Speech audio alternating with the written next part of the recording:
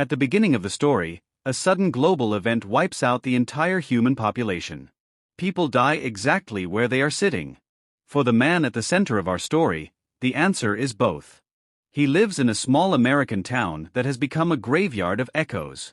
Everyone died exactly where they were sitting or standing. It's haunting, right? But instead of spiraling, he treats the apocalypse like a 9-to-5 job. He lives in the library where he used to work, meticulously dusting shelves and organizing books as if a patron might walk in at any second. He's turned survival into a cold, clinical ritual.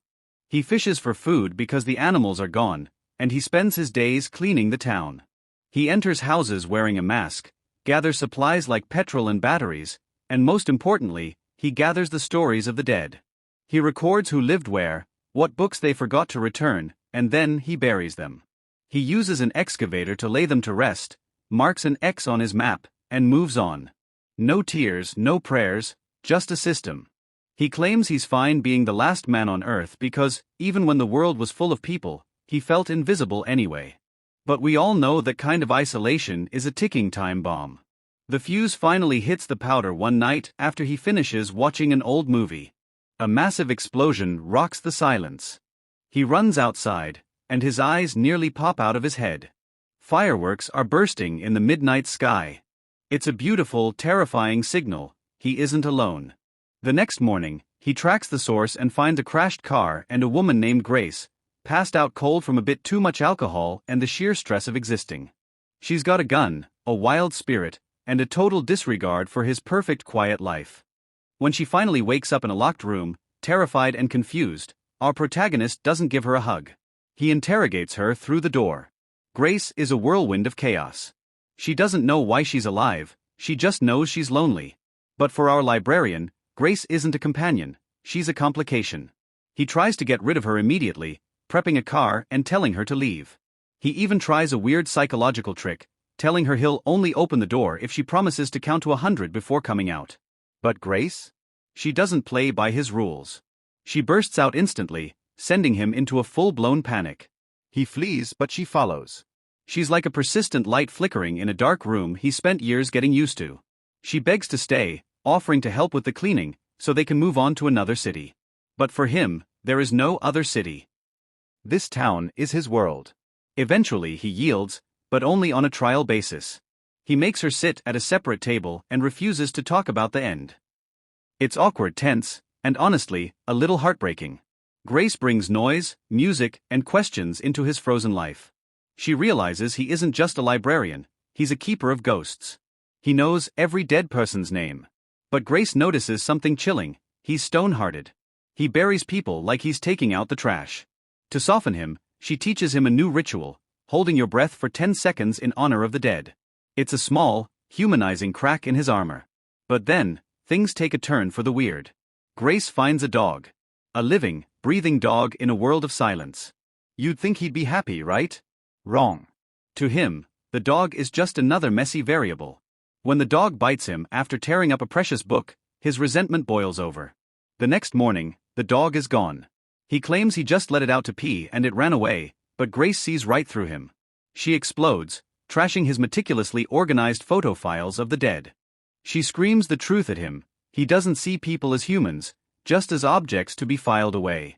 She reminds him that he was a bitter, lonely man long before the world ended. That hit stays with him. It haunts him. Seeking redemption, he takes her to his secret greenhouse and finally admits his biggest secret. He leads her to a house he's been avoiding, his childhood home. Inside are the first deaths he ever saw: school children. With Grace's help, he finally cleans his own home and buries his own mother. For the first time, he doesn't just hold his breath for 10 seconds, he feels the crushing weight of his own grief. They've finally connected. They're a team. Or so he thinks.